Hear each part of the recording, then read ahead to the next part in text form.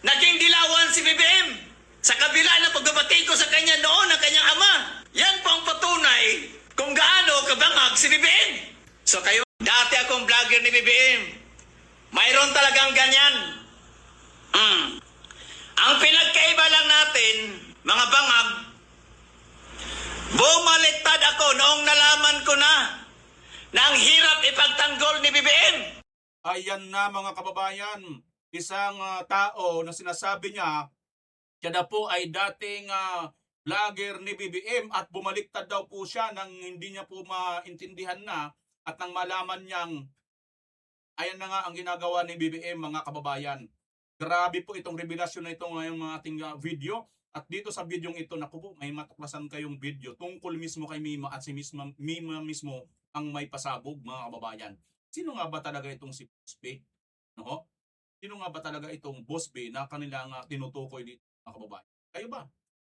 Meron ba kayong idea kung sino ito? Huwag niyo pong papangalanan ng buo mga kababayan. Maaari niyo lagyan niyo lang ng alias ang hula ninyo. Maintindihan na po ng taong bayan yan. Ngayon, ganito mga kababayan, ito pong ating pag-uusapan ngayon ay ito pong isang dating vlogger ni BBM ay bumaliktad po hindi. At si Mima mismo, bago pa pala siya mature, mayroon po pa mga binitawang, mga importanteng. At naniniwala ba kayo doon sa mga suspect? Iniharap, nakatabon ngayong mukha, at saka walang pangalan? Naniniwala ba kayo doon? Yan po ang ating pag-uusapan ngayon. Kasama itong pagsagot ni Senator Ruby. Paliwanag niya tungkol kay pangalan nito, si Angel Locsin. Yan po ngayon ang lahat ng ating pag-uusapan at ang iba pa na maaari nating panood po ninyo kung hindi mag-i-escape panonood. Maraming salamat kabayan sa mga walang sawang nagla-like, nag-share sa video.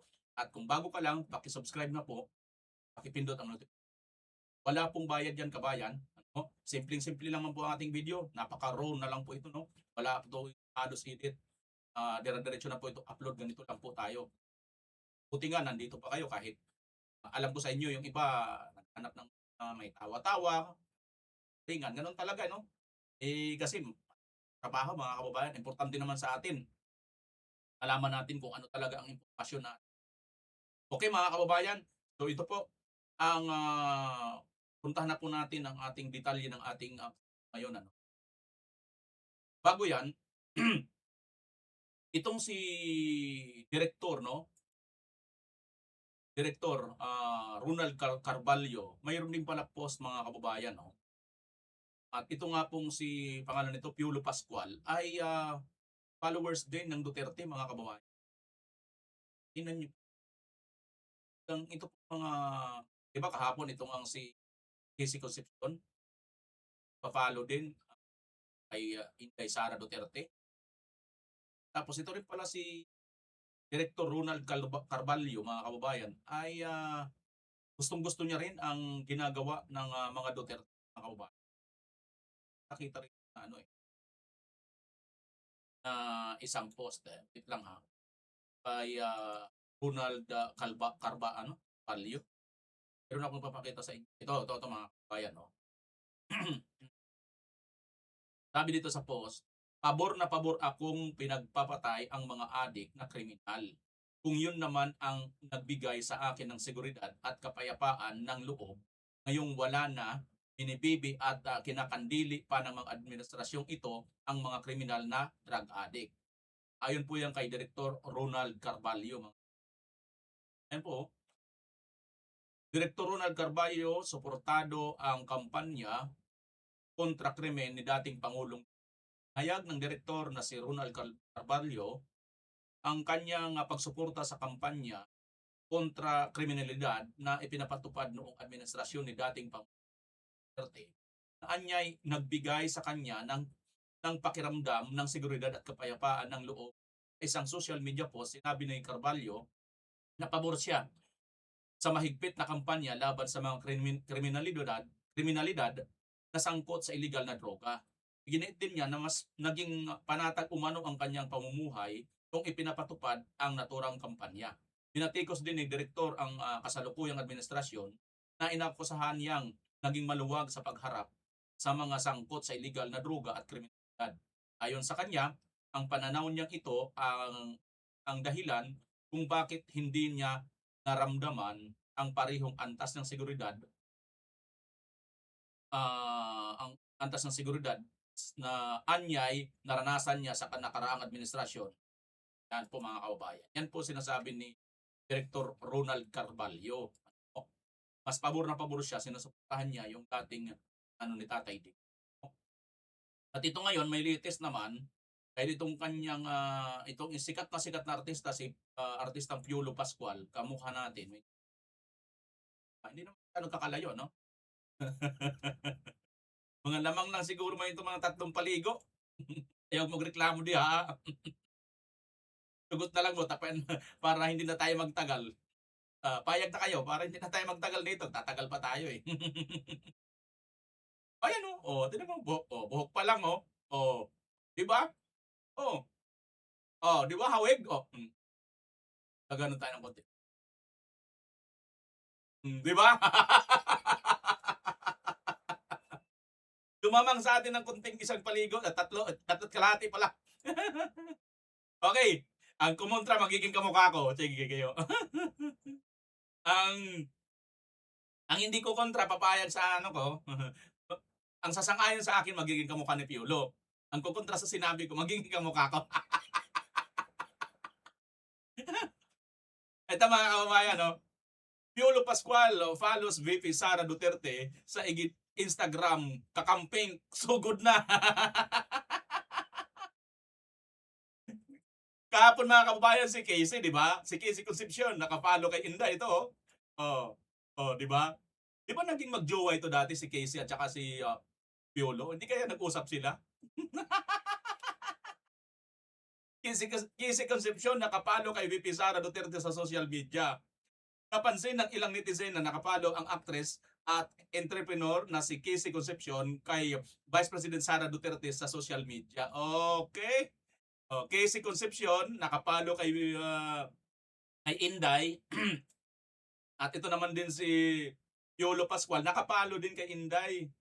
At sino ngayon na nag-repost nito mga kababayan? Ito naman si Director Ronaldo Carvalho na bilib kay Tatay Digong sa kanyang pamamahala noon. Ito na mga kababayan, basahin natin ang post ni Director Ronald Carvalho. Minsan lang ako magsalita. Magsasalita lang ako ngayon kahit lagi kong sinasabi na wala akong pakialam sa politika. Dahil mga kilala ko ng taga-showbiz din ang involved. Bilang showbiz insider, ano naman ang masama kung i-follow ni Piolo Pascual at Joshua Garcia si Vice President Sara Duterte? Ano naman ang katuturan ng mga kuda, parungit at pangiinsulto nyo? Para makiride on kayo sa kasakatan ng dalawang pinakamahusay na aktor ng bansa? Para namang kakulangan sa buhay nila at ipaghihirap nila kung i-unfollow nyo at i-boycott nyo sila? Pinapa-impeach nyo na nga si VP Sara, di ba? Takot na takot pa rin kayong i-follow siya ng mga taong nasa matitinong pag-iisip. Ang saklap dito nito mga artistang mga nagkukutya dito pala nagpapalo.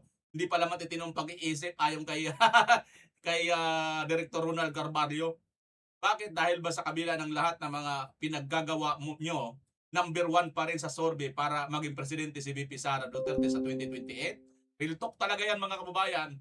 Lahat na lang, inubos na nila sa nakaw ang pera, nilimas na lang ng kaban ng bayan, number 1 pa rin si Duterte. Kahit tambakan na ng paninira lahat, pinakidnap na nila sa Tatay Digong, di ba? Baka hindi na lang kayo basta na insecure. Kayo na talaga ang tunay na ubob. Kukuyugin talaga ng mga kakamping na makikipot ang utak si Piolo Pascual sa social media dahil sikat na sikat siya. Ginawa na nga nila kay Joshua Garcia recently. Alam nyo naman ang mga makikipot ang utak na kakamping na ang dami kong personal na kilala, mga kaibigan at mga kabag-anak ko pa. Pag hindi ka ayon sa kanilang choice, ubob na ang tawag nila sa iyo. Ganun kababastos ang kanilang mga pagkatao. Matino pa sa kanila ang aso, anak ng teting, ang nakakahiya ito. Biro direktor na ito nagsalita sa inyo ha. At take note ha, mga kilala niya itong mga artista at mga kamag-anak niya pa daw ng mga kakamping. Ang kakapal na mga mukha nila para ipagmalaking sila lang ang may isip at matatalino. Pati kalayaan mo bilang tao, gusto nilang angkinin at nakawin. Naakala mo mga kung silang mga wala din namang binatbat at mga masahol pang mga patay gutom. Paano ngang ayusin nyo na lang ang buhay nyo at igalang nyo na lang ang sariling pili ng iba? Huwag sanang masyadong mataas ang tingin sa sarili. Ang mapagmataas ay ibinabagsak, ang nagpapakumbaga ay itinataas. Lagi natin pakatandaan yan. Naway pagpalain kayo ng wisdom, tunay na katalinuhan at pusong marunong umunawa at pagmamahal ng iyong kapwa. Happier and more blessed weekend to all. Yan po ang sabi ni Director Ronald Carvalho. Binaril to kayo dito, wala kayong wala kayong dito si Director Ronald Carvalho. Pero mo pati kamag-anak pa pala niya. Tindi mga kababayan, ang tindi nito narito kayo, biruin nyo, ganun ang isip nila, akala nila itong mga kakamping ng mga artista, sila na lang ang matatalino, sila na lang magagaling. Pero mga mapagkunwari, mga ipokrita, mga kababayan. Diba? So, Casey Concepcion, dating jowa niya, Piolo Pascual, Joshua Garcia, support BP Sara. Pati pa si Raisa May, naka-follow din kay Duterte, kay Kitty. O diba mga kababayan? Ibig sabihin nito, kahit anong paninira ninyo sa mga ito, sa mga Duterte, hindi po tumatalab. Yung mga sikat at kilalang mga tao, naniniwala pa rin po sa mga nagawang mabuti, nagawang tama ng administrasyong Duterte. Kung kaya't ang kanyang mga anak ngayon, kahit siya po ay pinagbintangan, inulong sa dahig, wala pa rin po epekto ang kanilang naratibong paninira ng mga pamilya. Una, mga kababayan, ang Davao ang pinakamalaking resistor. Napaka-peaceful ng Davao, wala ka pong ang adik, wala kang susuray-suray na lasing na walang naninigarilyo sa daan, napakatahimik, napakalinis, napakaayos po ng Davao, at wala pong, una sa lahat, wala pong utang ang Davao. Utang free o debt free, di ba? Debt free, mga kababayan. Wala pong utang ang Davao City. Bukod tanging lungsod yata sa buong Pilipinas, Davao City lang ang walang. Kung kurap ang mga Duterte, bakit walang utang? Diba? Mga kababayan. Okay. Punta na po tayo dito sa bumaliktad po na dating loyalista or vlogger. Patuloy po natin ang kanyang mga pasabog. Right after this, dissect natin. Paano ba? Sino nga ba talaga? Dito kayo. Dati akong vlogger ni BBM. Mayroon talagang ganyan. Ang pinagkaiba lang natin, mga bangag, bumaliktad ako noong nalaman ko na ang hirap ipagtanggol ni BBM. Dahil kitang-kita ang mga ebidensya, mga witness na nag-umpisa na siyang magganyan, mangurakot. 2022, umupo si BBM pagka-presidente. May video ko ipakita sa inyo mamaya. Patunayan kung gaano ko kadayag ni BBM noon. Kaya mga vlogger dyan na walang alam, naku, good luck sa inyo dahil may isusunod na naman sa inyo dyan. Si Mima Alicia, ang dami na kasing nalalaman ni Mima Alicia. Pinasok niya si Trillanes, pinasok niya si Claire Castro, pinasok na niya ang mga grupo na mga dilawan. In short, marami na talagang alam si Mima Alicia. Kung totoo yung convo nila na siyang humawak ng budget, patunay lang yan na si Mima Alicia ay may direct access sa pinaka-boss nila para sa hati-hatian nila sa suhol. Ang pinagkaiba lang natin mga bangag vloggers, mas mautak ako, Dahil kayo, kapag pumasok kayo dyan, hindi na kayo makakalabas ng buhay. Kaya noong 2022, bumaliktad na ako. Dahil ang mga nasa likod ni BBM, mga malaking sindikato dito sa ating bansa, hindi lang sa ating bansa, kundi abroad. Sindikato ng droga, sindikato ng online games. O, tingnan nyo ngayon, sindikato ng smuggling. Kaya kayo mga vloggers na bangag, mag-ingat kayo. Kaya ako kumala sa pagiging vlogger ni BBM kahit may ganyan, dahil ayaw kong magmukhang tanga sa publiko. Ayaw kong magmukhang bangag sa publiko. Yun ang pinagkaiba natin. Dahil ako marunong ako magbalanse. Hindi ako tipo ng taong yes lang ng yes. Kahit ang amo nyo nasa maling landas na. Di ba? Sus, may rosip ninyo mga bangag vloggers. May isusunod sa inyo. Mark my word. Lalo na dyan sa may mga alam na, may maraming alam na. Nako, si Lisa ang ano sa inyo dyan. Titira. Nako, mag-iingat kayo dyan kay Lisa. Kaya nga si BBM naging dilawan eh. Dahil kay Lisa, biruin mo, yung mga kritiko ni BBM noon, yung mga ayaw kay BBM noon, naging kakampi niya ngayon. Dahil kay Lisa, naging dilawan si BBM. Sa kabila ng pagbabati ko sa kanya noon, ng kanyang ama. Yan po ang patunay kung gaano kabangag si BBM. So, kayo, dati Yan mga kababayan, ha, napakita natin itong sabi nitong mamang sabi, ano. Kasi yun, mukhang mga kababayan. Ito pala, ito po ay post ito nung fans of Congressman Lian Libeste, mga kababayan. Itong may mga nakapost din po ito dito sa isang Siha o Sija Iskabarti Lunjas or Lunhas. Ito po mga kababayan, no? Pangalan. So, iba't iba pong mga nag-repost po nito, mga kababayan, ano? Marami po ang parehas po ang kanyang sinasabi, ano ho? dati akong vlogger ni BBM. Mayroon talagang ganyan. Ang pinagkaiba lang natin, mga bangag, bumaliktad ako noong nalaman ko na ang hirap ipagtanggol ni BBM. Dahil kitang-kita ang mga ebidensya, mga witness na nag-umpisa na siyang magganyan, mangurakot. 2022, umupo si BBM pagka-presidente. May video ako ipakita sa inyo mamaya. Patunayan kung gaano ako kadayard ni BBM noon. Diehard ito pala ni BBM, mga kababayan, may video siyang ipapakita. Talagang diehard siya ni BBM. At bumaliktad daw siya dahil hindi na raw po niya ang makita niya na nag-uumpisa na si BBM mangurakot. At mga kababayan, kita niyo naman ano ba ang sentro ngayon ng ano ba ang sentro ngayon ng pamahalaan ni BBM? Ang korupsyon. Sabi po, lantaran pong korupsyon.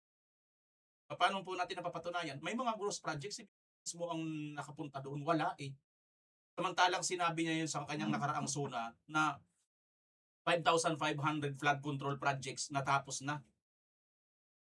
Pagkatapos, pinuntahan niya sa Bulacan, wala. Ghost project. Eh, sinabi niya natapos na eh. Ano ibig sabihin nun mga kababayan? Patunay po yun na ito pong administrasyon ni Marcos Jr. talagang kurap, magnanakaw talaga. Talaga ang grand magnanakaw. Tato. Kaya itong sinasabi nitong mamang ito, bagamat yung iba dito ay for verification pa, pero marami na po ang mga nagtutok-tugma. At yung kanyang isa pang sinasabi patungkol sa itong si Mima, kung daw po, yung lumalabas na mga combo na kay Mima galing yun, na si Mima mismo may alam tungkol doon sa sinasabing 2 million kapag hatian daw po ng 4 na vlogger na sabi nga doon, di ba, 250 bawat isa, 4 lang. Hindi, tag 500 yun. Kasi nga kung 1 million lang yun, dapat 250. Kasi yung 1 million, may 4 yun na 250, di ba? Para bang 1,000? Yung 1,000, may 4 yun na 250. Tama, hindi? Eh, 1 million yun eh. Di sige, 250,000. Kung 1 million, 2 million yun, 500. So, mali pa, di ba? di 5 na daw kayo maghahati. Di tag 200,000 kung 5 sa 2 million, di ba? Hindi, 400,000 kasi nga ah 2 million divide 4, 400,000 yun, mga kababayan. So, ayun, sabi nga nito ni Sir, kung totoo daw po yung sinasabi, binabanggit doon sa sa convo na si Mima mismo yun, at nabanggit silang Boss B, ibig daw sabihin nun, ayon dito kay Sir, eh, mayroon daw mayroon ng alam itong, maaring ang pa dito, yung sindikato din, nakakaalam, ba mga kababayan? At although yung iba yung mga binanggit niya mga pangalan, for verification pa yun, di ba? Tayo pwedeng kasi, bayan, ng dahil lang po dito. Kailangan talaga, lalo ngayon, kaya, hawak nila yung lahat DI, DOJ, Ombudsman, hawak nila lahat. Sampak agad ang kaso, kulong sa mga kababayan. Pero kahit ano pa pong pananakot nila, lalabas at lalabas po talaga ang katotohanan. Linaw po ito dito na mukhang si Mima ay mayroon po talagang alam at mukhang napakalapit niya na at mukhang may direct access kung mismo. Sino man yan mga kababayan, yan yung malamang tinatawag na si mga kababayan. Boss B. Kaya ay initial spelling ng pangalan o kaya ay isang acronym mga kababayan. Sa tingin ninyo, hula nyo lang ha, huwag nyo pong ilalagay ang buong. Hula nyo lang pag mag-comment. Ha? Ako sa tingin kasi mukhang pwede itong acronym. Unang spelling ng kanyang pangalan. Na tinawag na. Tingnan ko nga kung anong inyong sagot niya. Iniwala ba kayo acronym ito? Or una itong spelling ito ng kanyang pangalan? Okay? Kaya code name, di ba? Ilyas.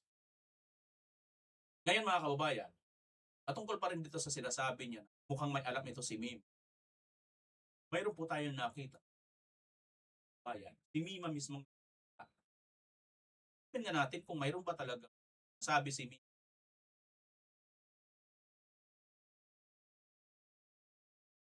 Kasi ayon dito kay Kuya, sabi niya natin na mukhang si Mima daw ay alam na, kilala niya. Mas yung boss. May direct siyang access sa boss. Boss B na yan. Huwag ba secret na yan kung ikakanta ko yung mga politiko ng mga nagbabayad? Naku po, oo. Ang dami kong resibo, mga minamahal na nung eleksyon, yung pagtanggol ko daw sa gato ganyan, pero tinanggihan ko. Sabi ko, ipagtatanggol kita kapag gusto. Huwag ba secret na yan kung ikakanta ko yung mga politiko ng mga nagbabayad? Naku po, oo. Ang dami kong resibo, mga minamahal na nung eleksyon, yung pagtanggol ko daw sa gato ganyan, pero tinanggihan ko. Sabi ko, ipagtatanggol kita kapag gusto. Ayan mga kababayan, si Mima na po mismo, ang may video pa lang ganito. Parang kung tignan natin, parang kumukunikta po ito. Sabi ni mukhang may alam talaga ito kasi sabi niya dito sa kanyang video nung nag pa siya, ay marami daw po siyang hawak na resibo. Doon daw sa mga nagbabayad na mga bubulgaran niya, ay may hawak siyang resibo. Kaya lang, balik tayo doon sa tanong. Yaman ba itong si bago siya mag-vlog? Ang kanyang trabaho, aside from kasi kung vlogger lang itong si ayan, hindi na lang kasi katulad natin, tayo. Pero kung comparison po kasi ang sahod, hindi naman po nagkakalalayo ang mga views namin ito. Bagamat hindi po na ngayon kalakihan, mas marami po ang mga DDS vlogger na mas. Pero kahit pa paano, hindi naman din tayo kulilat sa mga views, mga lalo nga kayo. Kakadagdag. Pero mga kababayan, never pa akong nakahawak ng ganyang karaming pera eh. Hmm. Sahod lang ang pag-uusapan dito sa YouTube, never pa ako nakahawak ng ganyang biglaang pera. Check nyo mga kababayan yung views ng mga video ni ano ni at saka itong mga views ko sa channel ko. I-check nyo mga kababayan. Hindi naman kami masyado nagkakalalayo niya ng mga views eh. Alam nyo, dito kasi sa YouTube, ang kitaan dito sa mga views, hindi po yung like, hindi po yung subscribe, hindi po yung mag-share kayo, nag-like kayo, subscribe kayo. Hindi po yun yung ano, hindi po kami kikita dyan. Kikita lang kami pag nag-join kayo, may join button dyan, may bayad kasi yan monthly. Yan. At saka, nag-super chat kayo, mayroon dyan thanks. Pag pinindot nyo yan, may babayaran yan. Parang super chat yan pag nagla-live kami. Pero pag hindi live, upload it. Thanks ang tawag dyan. Parang nagpapasalamat ka lang. Tapos may katapat na price yan. Tagang 50 pesos. Depende sa iyo kung magkano gusto mong i-share sa amin na blessings, no? Ngayon mga kababayan, na-experience ko lahat yan. Mag-live. Dati nga, di ba? Maabot na tayo ng 32,000 noon sa panahon ng kaya, no? Ito, kwento ko lang sa inyo, ha? Yung sa St. Luke's, sino dito ang mga nakapanood, mga kababayan? Sa St. Luke's, na-interview ko na nakapagtanong ako kay Senator Marcolita that time, di ba? Yung panahon nung si BP Sara, sinamahan si Atty. Zalaika Lopez na itatransfer sa veterans, St. Luke's. Sino rito nandoon? Umabot po ng 32,000 po live viewers po yun. Take note ha, ang dami po nun super chats. Ang live viewers po noon ay 32,000 para na po tayong mainstream media. Tinalo pa po natin ang ibang mga mainstream media na hindi po nakakapag-ganun. Live concurrent viewers yun po mga kababayan. Hindi po yun kinabukasan, hindi. Live po, 32,000. Sino mga nandito? Alam ko marami dito nakapanood. Comment na kayo dyan mga kababayan, napanood nyo yun. At nakapagtanong tayo kay Senator Marcolita. Maabot po sa 32,000 live view tayo roon. Ang kinita po ng video na yun ay wala pa pong humigit kumulang $500. So kung kukwintahin mo ang $500, sabihin mo muna lang 60 ngayon ng per dollar. So kung $1,000, 60,000. Tama? So ibig sabihin kung $500 yun, nasa 30,000 lang. Eh yun na yung pinakamalaki kong views. Nag-live ako mga kababayan. At napakarami, at take note, napakaraming super chat noon. Pero hindi pa ako nagkaroon ng ganito karaming pera. 30,000 lang po ang isang video na yun. Eh hindi naman po lahat ng video ko, lahat ng live ko, 30,000 at hindi rin ganun karaming super chat. Minsan nga, mabibigyan lang kami ni YouTube ng $6, $8,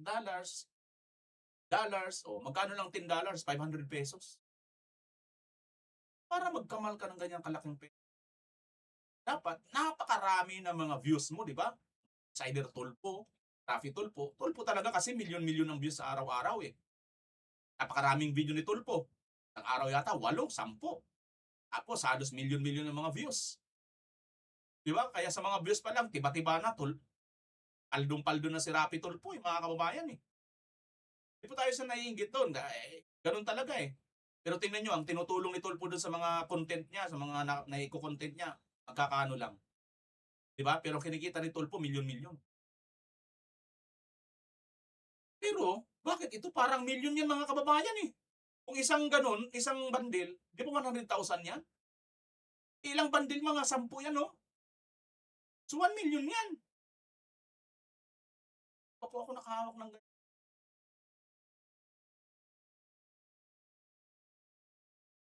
Ano ulit sabi, kung pagtatagpiin natin mga kababayan, kayang magkatotoo, sabi ng sanay, napasok talaga, nasa loob, pato sila. Mima Alicia. Ito nga, bago siya mamatay, mayroon ba may mga video, may hawak siyang sa mga kandidato nagbaba. Ngayon, ang tanong na lang, paano si Mima kaming pera?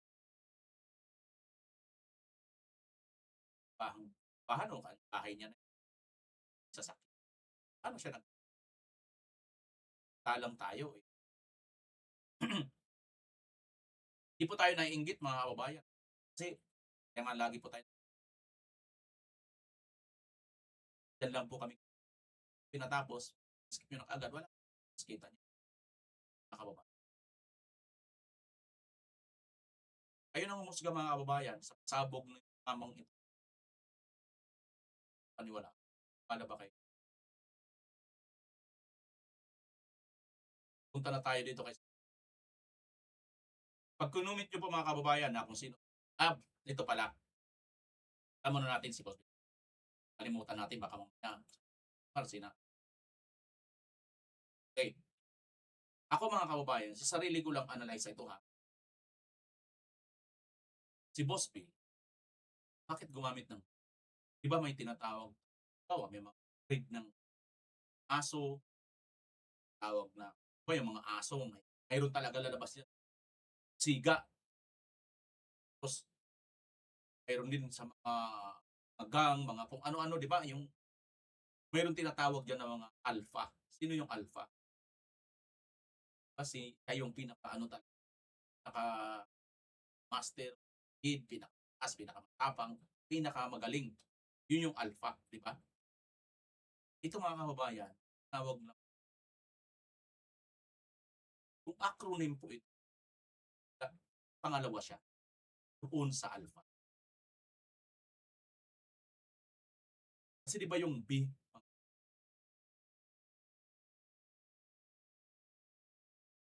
ay ikalawa sa alphabetical ng A, B, dalawa. Ano? So, ibig sabihin, kung boss B ito, mayroon pang boss A o alpha.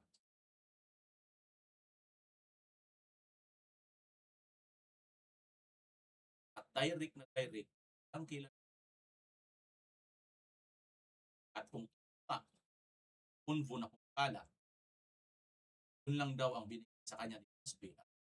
Boss B yung parte ng isa na.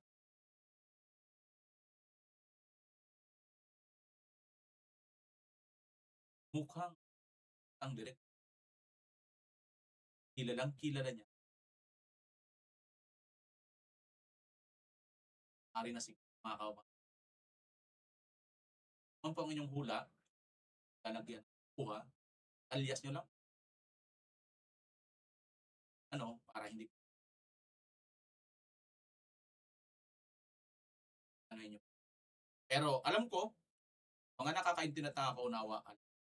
Sino po? Sa ito lang po. Po ay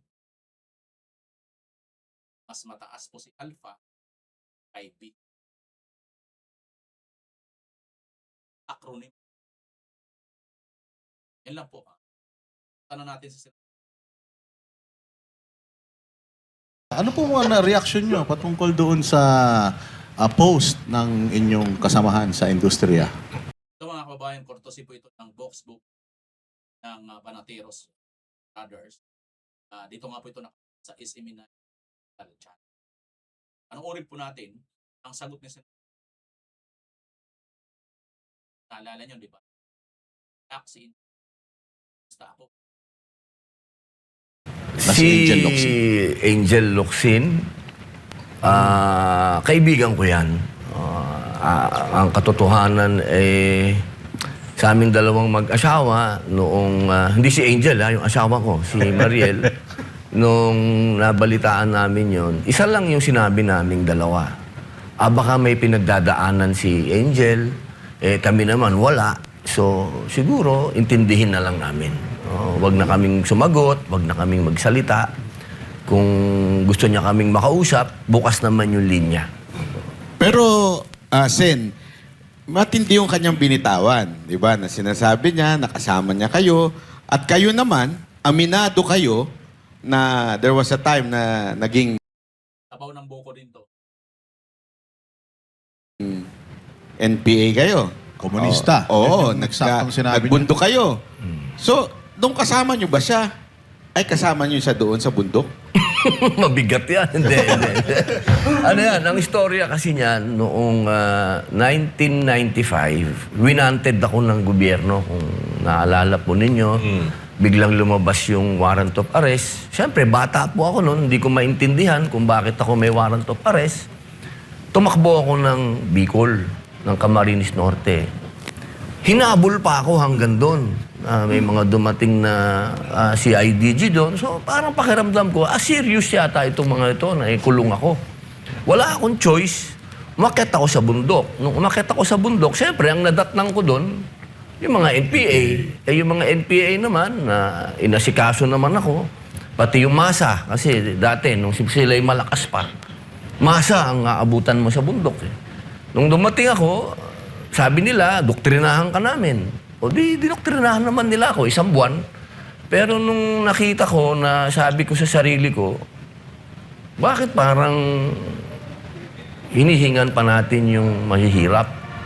Kasi yung mga, napansin ko doon sa mga anima, may hinihiwalay yung para doon sa NPA. Sabi ko, parang hindi ata tama yun.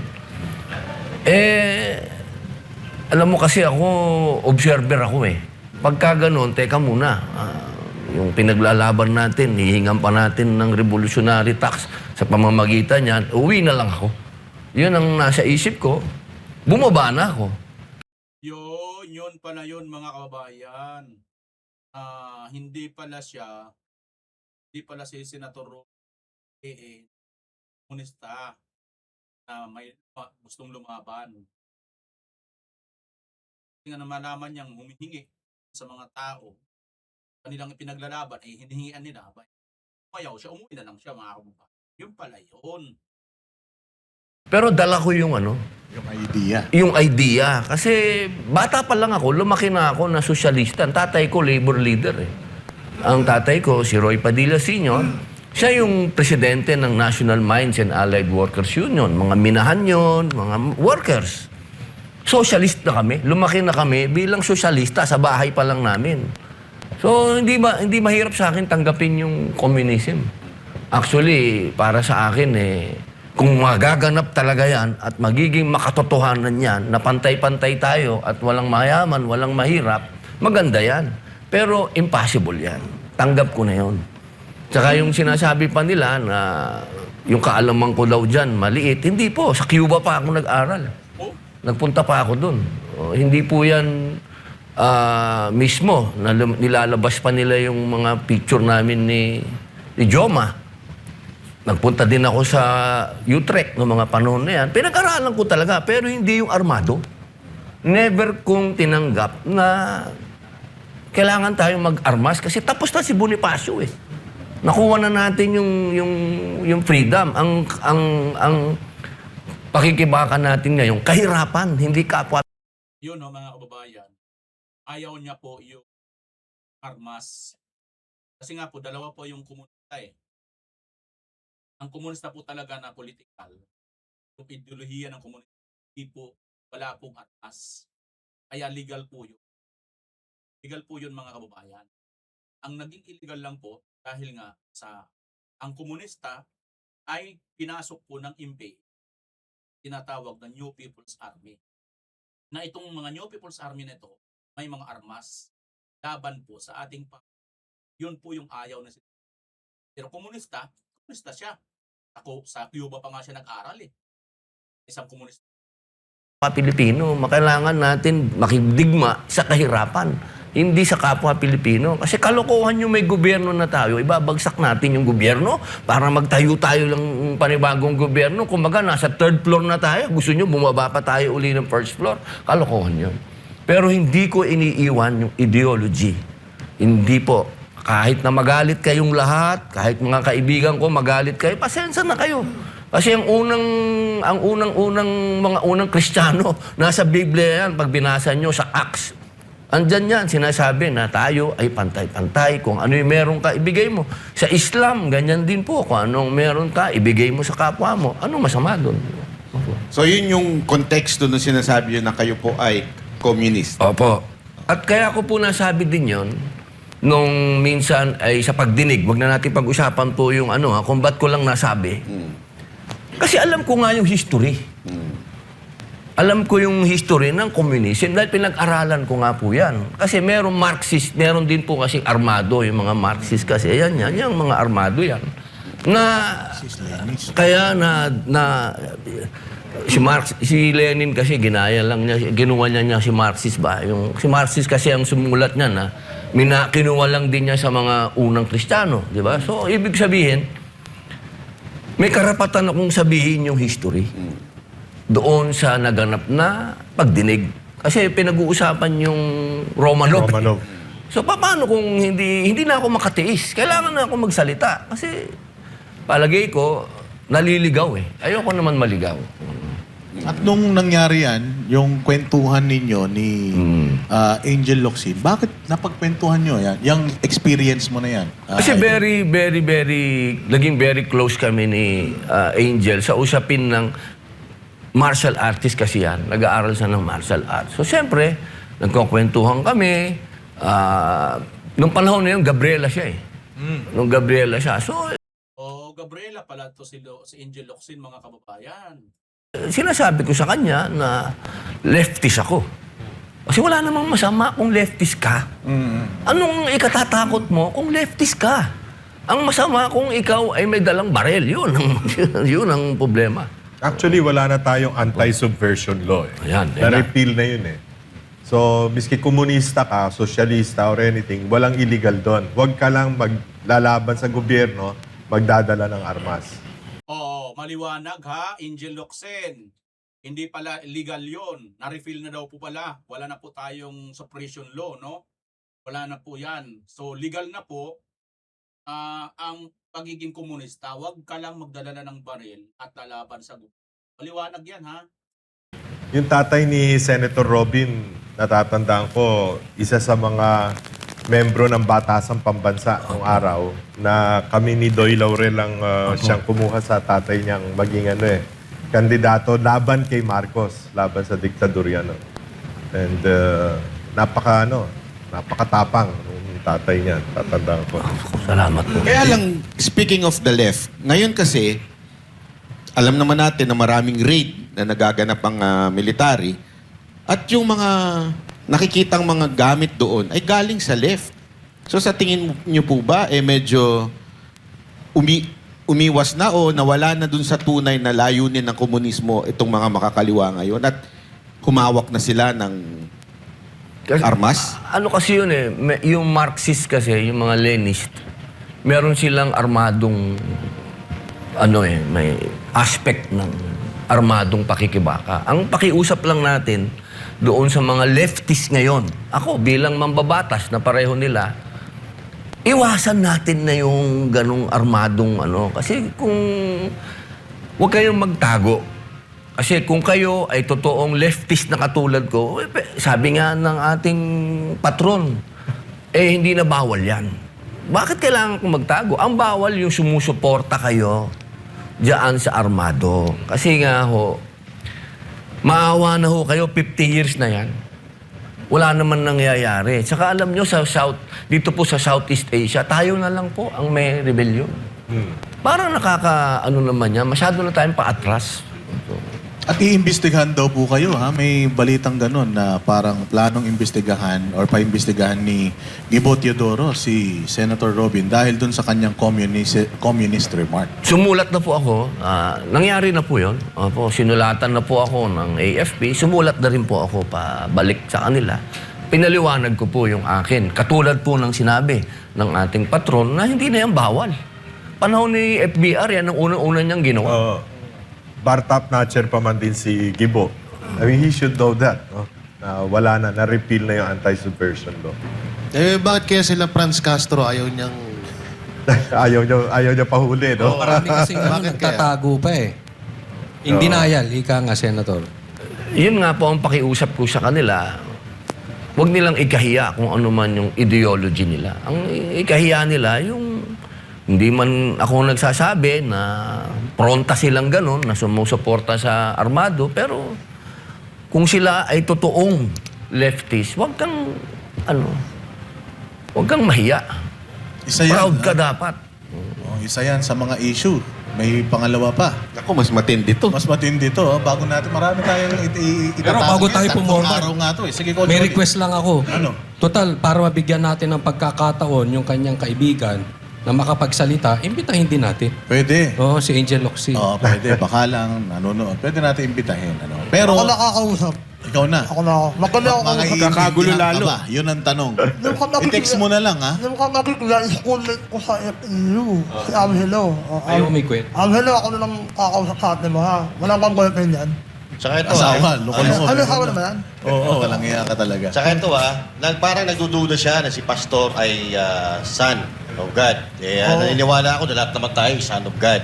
So baka gusto natin imbitahin si Oo. si Angel Locsin na makipag-usap kay Pastor Apollo Kibuloy para may paliwanag ni Pastor Apollo Kibuloy kung bakit siya tinatawag ganon. Oo, maganda rin Pwede, yun. no? Invite din natin siya. Oo. Puntahan natin si Pastor sa kulungan. Nakakulong yung Isama tao natin. dahil sa, sabi nga ni Senator Robin, lumaban sa komunismo. Alam naman natin na ang lumaban sa komunismo si Pangulong Duterte, kasama si Pastor Apollo Kibuloy. Laban kasama ang bayan. At syempre, ang nagpatuloy niyan, si Inday. Inday Sara Duterte. Kaya ngayon, pinag-iinitan. O hindi ba? Pero Ayan mga kababayan. ano po mga na-react? Yun nga ang mas maganda dito. No? Yung kanyang question dito kay Senator Robin na bakit tila sa kabila ng pagiging Muslim ni Senator Robin ay sumusuporta pa kay Pastor Kibuloy, bakit hindi na lang niya puntahan? In fairness naman doon sa mama na nanahimik na po sa kulungan nakakulong na nga Dinadamay pa ni Angel Locsin, ano mo naman Angel Locsin, para lang makalawit tuloy parang naiisip ko tuloy dito, Angel gimmick nyo lang ito para pag-usapan ka na naman siguro laos yang ka na siguro, no? Kaya kailangan mong ngayon kung tungkol naman sa faith nitong kay OJC, dapat pumunta ka, makipag one-on-one ka, o kaya hanap ka ng paraan para makipag-dialogue ka. Hindi yung basta ka na lang kaagad magbibigay ng iyong ng iyong pananaw na wala man lang, hindi mo lang kinukuha yung kabila. Iba napakawalang iba napaka bastos naman ng kasi Senator Ruben, ideolohiya lang naman niya yun. Iba naman po kasi ang ideolohiya sa faith, di ba? Ganun mga kababayan, magkaiba yung faith at ideolohiya. Dahil yung paniniwala ni Senator Ruben pagdating sa politika, ito. Tapos ang kanyang religion ay Muslim, hindi naman po siya KOG. Hindi rin siya Katolik. Katulad din sa'yo, isang ideolohiya mo rin siguro, leftist, communist, pero Katoliko ka. Wala naman sa'yo nagko-question. Ngayon, ganito na lang. Punta ka. Mag-sit ka ng Diyan naman si Senator Ruben. No? Yan ang hamon din sa'yo. Yan mga kababayan, kung ano yung masasabi at sino ang inyong hula doon. Hula nyo lang po dyan sa baba sa comment section. Pero lagyan nyo lang alias. Huwag nyo pangalan. Alam na po, magkakaintindihan na po tayo. Basta sa akin, sa tingin ko si Boss B, kukuy yan ng ikalawa sa Boss A. Kasi alpha yung A, Boss B, ikalawa yung sino man yon, bayan na ang makakilala sa kanya. Si BMR Channel, pansamantalang magpapaalam. Magkita tayo sa sunod. Bye-bye po.